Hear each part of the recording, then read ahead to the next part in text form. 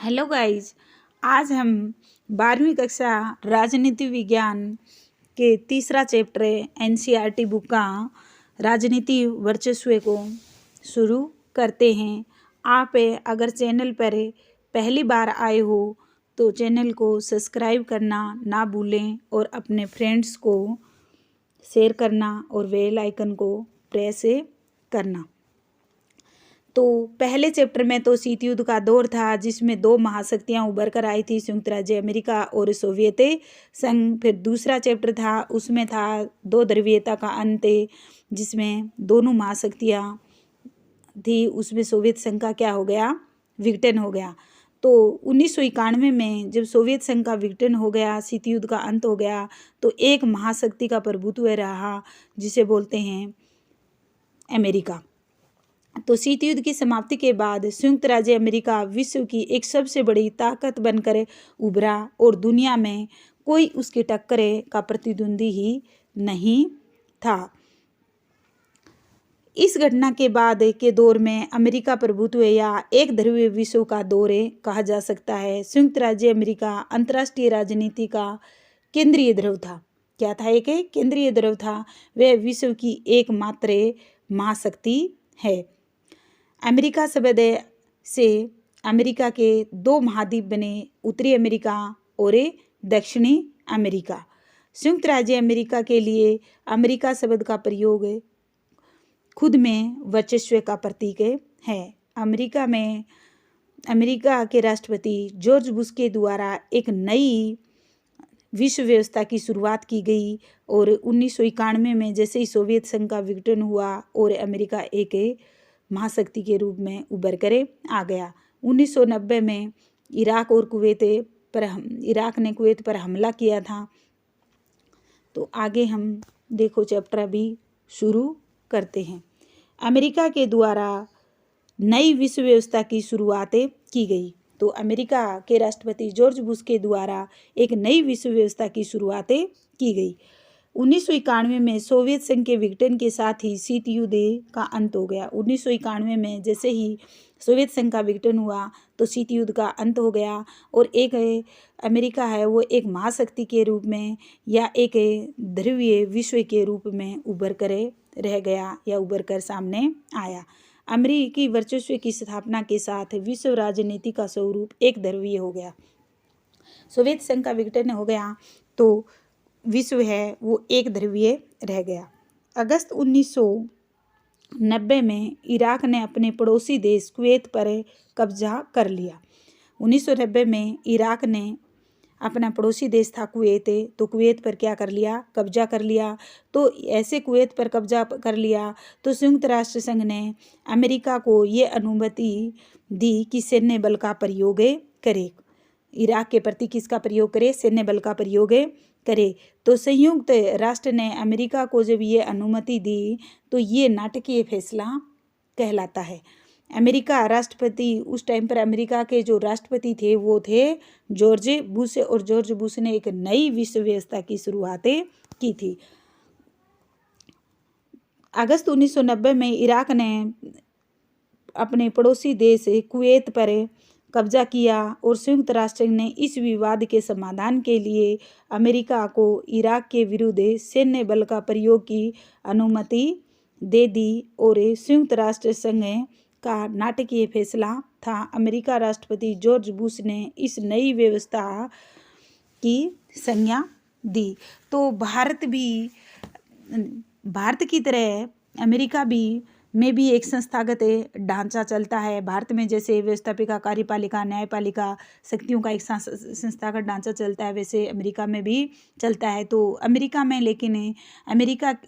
कार्यपालिका सैन्य शक्ति पर रोक लगा सकती है, ये ऐसा भारत में नहीं है। और इसमें दूसरी बात ये भी कही गई कि अमेरिका के लोग हैं वो खुली सोच का उपयोग करते हैं, खुली सोच से काम करते हैं और लड़ाई झगड़े का विरोध करते हैं।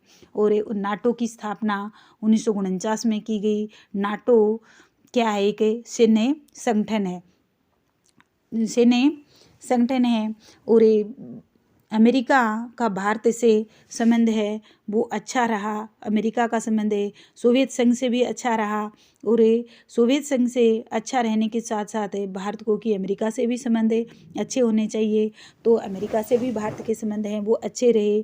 तो प्रौद्योगिकी और अनिवासी भारतीयों के आधार पर, दो आधार पर रहे, एक तो प्रौद्योगिकी क्षेत्र में और एक अनिवासी भारतीयों के आधार पर है। तो देखो सॉफ्टवेयर क्षेत्र में जो यूएसए का निर्यात 65% है वो भारत के लोगों से होता था। बोइंग कंपनी में 35% तकनीकी कार्य है वो भारतीय लोग करते थे। जो सिलिकॉन वैली कैलिफोर्निया में है उसमें जो कंप्यूटर की चिप बनाई जाती हैं तो उनमें भी लगभग 3 लाख भारतीय लोग काम करते हैं। और भारत के बेंगलुरु को भारत का वेलिकन सिटी या सिलिकॉन वैली कहा जाता है। 15% कंपनियों की शुरुआत है अमेरिका में भारतीय लोगों ने ही की है। तो भारतीयों के अमेरिका से अच्छे संबंध थे। अगला पॉइंट अपना है वर्चस्व। अगला पॉइंट है वर्चस्व। वर्चस्व का अर्थ होता है शक्ति, दबदबा या दादागिरी।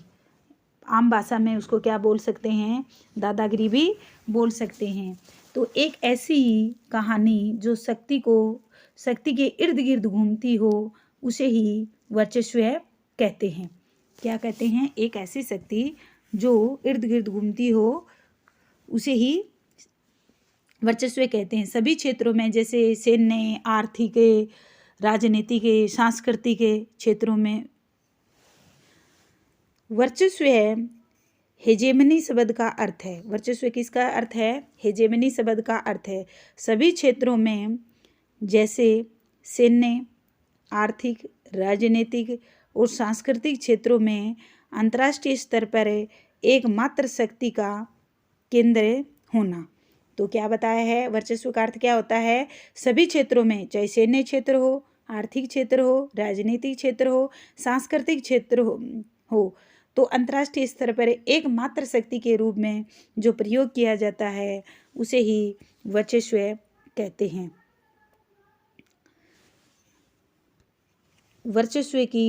अमेरिकी वर्चस्व की शुरुआत। अमेरिकी वर्चस्व की शुरुआत 1991 में हुई। 1991 में सोवियत संघ का क्या हो गया? विघटन हो गया और अमेरिकी वर्चस्व की क्या हो गई? शुरुआत हो गई। जब एक ताकत के रूप में सोवियत संघ अंतर्राष्ट्रीय परिदृश्य में गायब हो गया। जब 1991 में सोवियत संघ का विघटन हो गया, शीत युद्ध का अंत हो गया, तो सोवियत संघ का परिदृश्य है वो एकदम गायब हो गया और ये अमेरिका एक महाशक्ति के रूप में बच गया।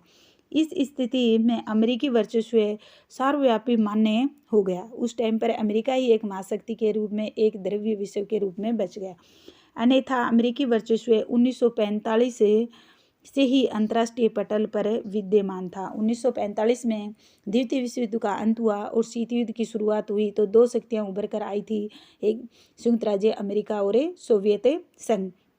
तो पहले चैप्टर में तो था शीत युद्ध का दौर, इसमें संयुक्त राज्य अमेरिका और सोवियत संघ का दौर चला। दूसरे चैप्टर था दो ध्रुवीयता का अंत, इसमें सोवियत संघ का 1991 में क्या हो गया? विघटन हो गया। और तो एक तीसरे चैप्टर में अब एक ही महाशक्ति बची है, वो है अमेरिका। तो इसके प्रति भारत व अमेरिका के साथ जो संबंध थे उसकी रणनीतियाँ, तो कुछ 3 रणनीतियाँ थी। कुछ लोग तो बोलते थे कि भारत को अमेरिका से दूरी बना के रखना चाहिए, मतलब दूर ही रहना चाहिए, क्योंकि वो अमेरिका की सैन्य शक्ति से क्या करते थे? डरते थे। तो भारत के अमेरिका के साथ जो संबंध था, जो रणनीतियाँ थी, उसमें क्या कहा गया था कि कुछ लोगों की ये सोचती थी कि भारत को अमेरिका से दूर रहना चाहिए, क्योंकि वो क्या करते थे? अमेरिका की जो सैन्य शक्ति थी उससे डरते थे। दूसरी रणनीति क्या थी कि यूएसए के साथ उसका वर्चस्व है का फायदा उठाना चाहिए। यूएसए के साथ जो वर्चस्व का फायदा है वो उठाना चाहिए, इससे दोनों देशों को फायदा मिलेगा। कि अमेरिका के साथ है जो वर्चस्व का फायदा है वो भारतीयों को उठाना चाहिए। इससे दोनों ही देशों को, भारत को भी और अमेरिका को, दोनों को ही क्या होगा, फायदा होगा। तीसरी रणनीति क्या थी कि भारत को विकासशील देशों का साथ है गठबंधन बना के रखना चाहिए या गठबंधन बना लेना चाहिए। जब गठबंधन मजबूत हो जाएगा तब ही हम उसका विरोध कर पाएंगे। जैसे कभी मौका मिले तो जब गठबंधन होगा तभी तो वो अमेरिका का विरोध कर पाएंगे, अगर गठबंधन नहीं होगा तो अमेरिका का विरोध कैसे कर पाएंगे। तो भारत और अमेरिका के वर्चस्व से निपटने के लिए जैसे तरीके अपनाए थे कि भारत रूस चीन के में आपसी मतभेद बुलाकर साथ होना चाहिए, तो ये संभव नहीं होगा। तो बैंडवैगन नीति अपनाना, वर्चस्व वाले देशों का विरोध करने की बजाय उसके सिस्टम में रहते हुए अवसरों का फायदा उठाना। बैंडवैगन क्या था कि वर्चस्व वाले देशों का विरोध करने की बजाय उसके सिस्टम में रहते हुए अवसरों का फायदा उठाना क्या कहलाता था, बैंडवैगन नीति। कोई भी देश अपने आप को यूएसए की नज़रों से छिपा ले तो संभव नहीं था, ये भी बात संभव नहीं है। संस्थाएं विरोध करे, जैसे स्वयंसेवी संगठन है, मीडिया है, बुद्धिजीवी है, कलाकार है, मिलकर यूएसए का क्या करें, विरोध करें और अमेरिका का वर्चस्व का विरोध कर सके। तो प्रथम खाड़ी युद्ध, तो प्रथम खाड़ी युद्ध है वो कब हुआ था? प्रथम खाड़ी युद्ध 1991 में हुआ था। इसे ऑपरेशन डेजर्ट स्टार्म के नाम से भी जानते हैं। और इस टाइम पर अमेरिका का राष्ट्रपति जॉर्ज बुश था। और जो प्रथम खाड़ी युद्ध है वो इराक और कुवैत से जुड़ी हुई घटना है। अब है प्रथम खाड़ी युद्ध। अमेरिका के नेतृत्व में 34 देशों ने मिलकर 6,60,000 सैनिकों की भारी भरकम फौज ने इराक के विरुद्ध युद्ध किया। तो अमेरिका के नेतृत्व में 34 देशों ने मिलकर और 6,60,000 सैनिक, कितने सैनिक? 6,60,000 सैनिकों ने भारी भरकम से क्या किया था? इराक के विरुद्ध युद्ध किया, उसे परास्त कर दिया। इसे प्रथम खाड़ी युद्ध भी कहते हैं। इसे ऑपरेशन डेजर्ट स्टार्म के नाम से भी जानते हैं। संयुक्त राष्ट्र संघ के इस सैन्य अभियान में ऑपरेशन डेजर्ट स्टार्म कहा जाता है। उस टाइम पर एक अमेरिकी जनरल था जिसका नाम था नॉर्मन श्वार्ज़कोव। इस सैन्य अभियान के प्रमुख थे और 34 देशों की इस मिलीजुली सेना में 75% सैनिक अमेरिका के थे। जो 34 देशों की जो मिलीजुली सेना थी उसमें 75% सैनिक थे, वो किसके थे? अमेरिका के थे। हालांकि इराक के राष्ट्रपति सद्दाम हुसैन का ऐलान था कि 100 जंगों की एक जंग साबित होगा, लेकिन इराकी सेना जल्दी ही हार गई और कुवैत को हटने से मजबूर होना पड़ा। इसे कंप्यूटर युद्ध की संज्ञा भी दे सकते हैं। और विज्ञापनी अंदाज में अमेरिका ने इस युद्ध को स्मार्ट बमों का प्रयोग भी किया।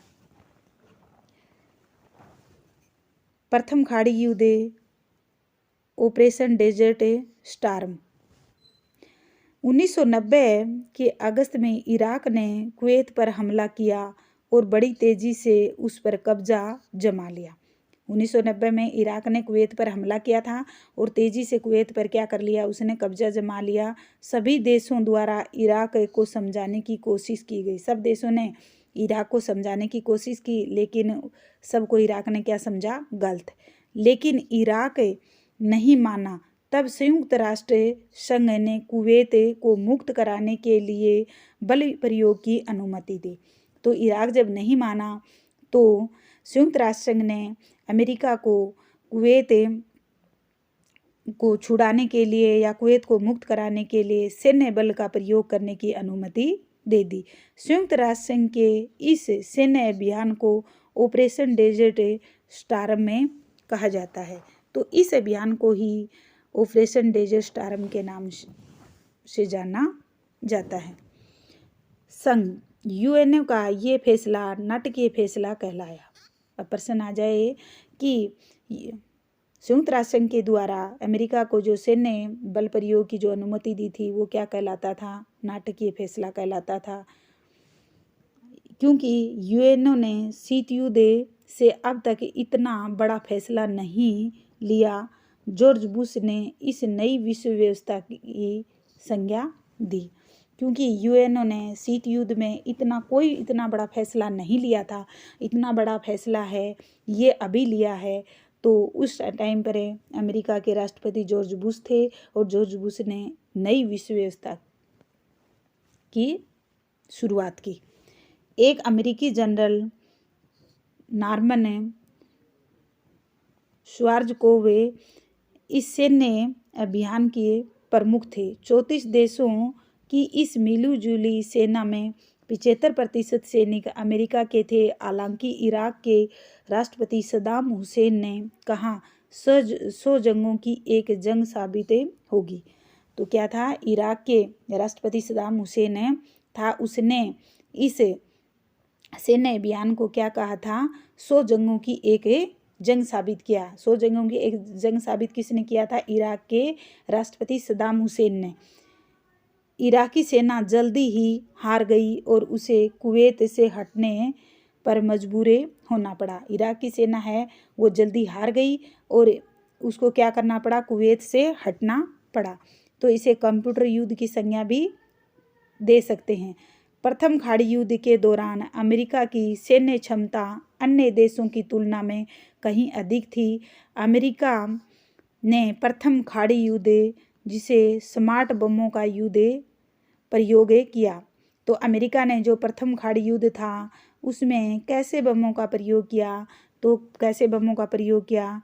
स्मार्ट बमों का प्रयोग किया। अमेरिका ने खाड़ी युद्ध में कौन से बमों का प्रयोग किया था? स्मार्ट बमों का प्रयोग किया। अमेरिका ने इसके चलते कुछ पर्यवेक्षकों ने इसे कंप्यूटर युद्ध की संज्ञा दी। इस युद्ध को कौन सा युद्ध कहा? कंप्यूटर युद्ध।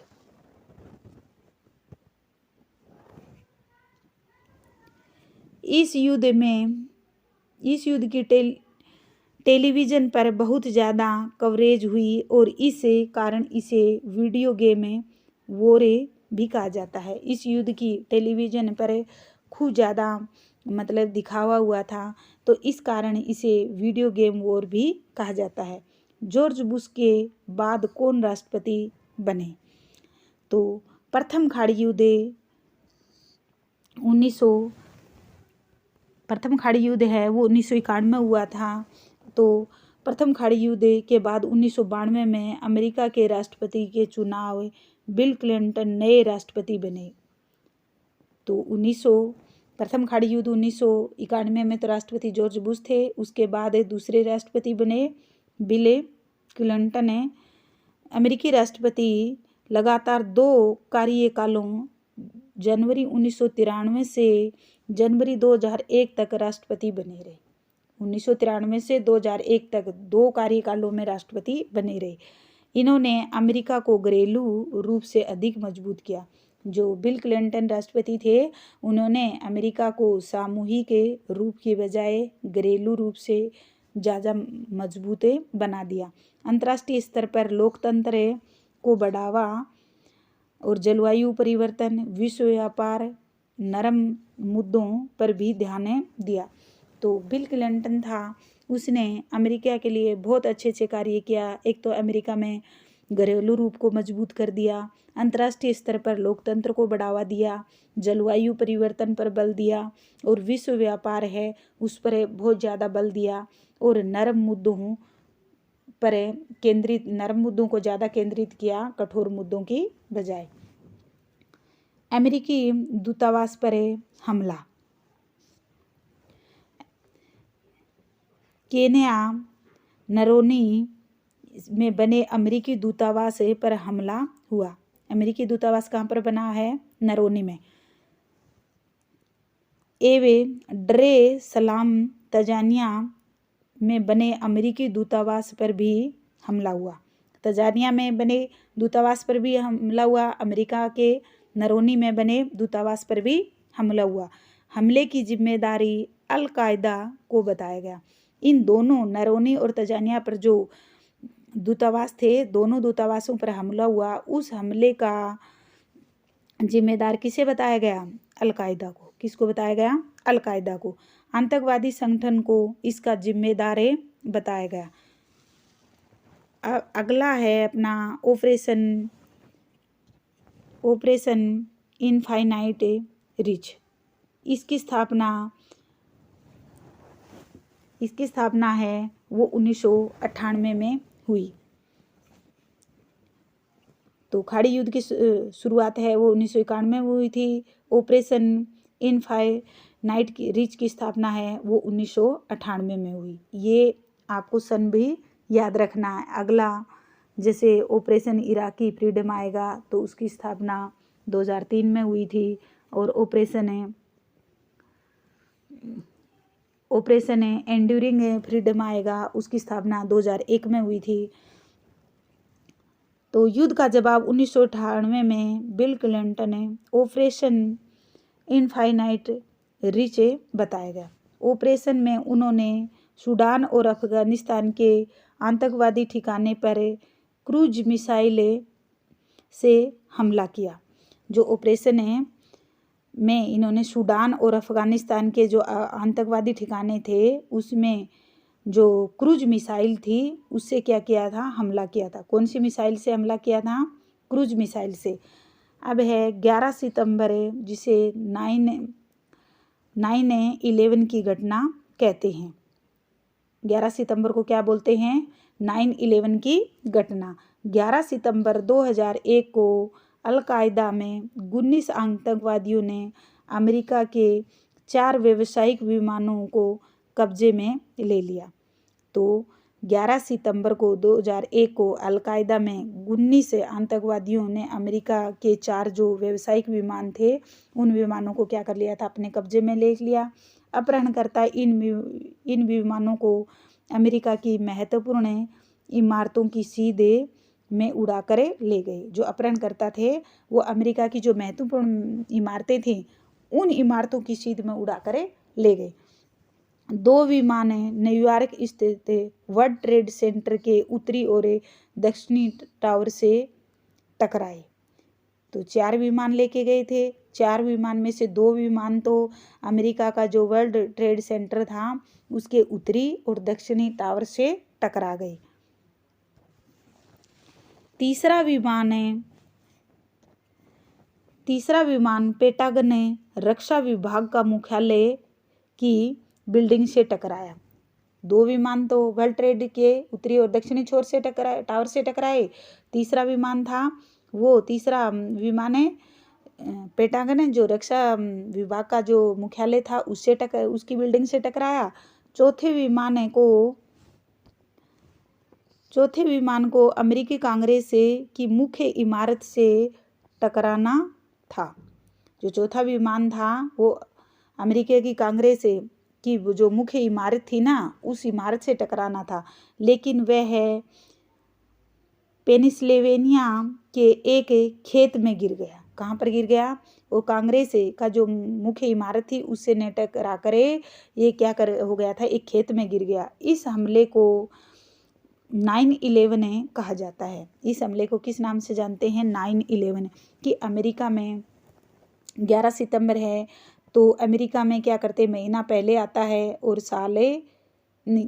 तारीख बाद में आती है, और अपने भारत में पहले तारीख आती है और उसके बाद महीना आता है, तो इसे 9/11 कहा जाता है। 9/11 की घटना के परिणाम। इस घटना से पूरा विश्व हिल गया। जो 9/11 की घटना हुई थी इस घटना से पूरा विश्व है वो क्या हो गया था? हिल गया था। के लिए यह दिल दहलाने वाली घटना थी। अमेरिका के निवासियों के लिए जो 9/11 की घटना थी वो उनको दिल को दहलाने वाली, उनको दिल को ठेस पहुंचाने वाली महत्वपूर्ण घटना थी। इस हमले में लगभग 3000 व्यक्ति मारे गए। इस हमले में कितने व्यक्ति मारे गए? 4। किसमें 4 विमान थे? 2 विमान तो किससे टकरा गए थे? वर्ल्ड ट्रेड के सेंटर की उत्तरी और दक्षिणी टावर से, तीसरा रक्षा मंत्रालय के मुख्यालय की बिल्डिंग से, और चौथा कांग्रेस की इमारत से टकराना था, लेकिन वो कहाँ गिर गया था? खेत में गिर गया। खेत में गिरने से इसे क्या बोल गया? 9/11 कहा गया। ऑपरेशन ड्यूरिंग ए फ्रीडम, ये हम पढ़ेंगे अगले वीडियो में। अगर आप चैनल पर पहली बार आए हो तो चैनल को सब्सक्राइब करना ना भूलें और बेल आइकन को प्रेस करना भी ना भूलें। Thank you.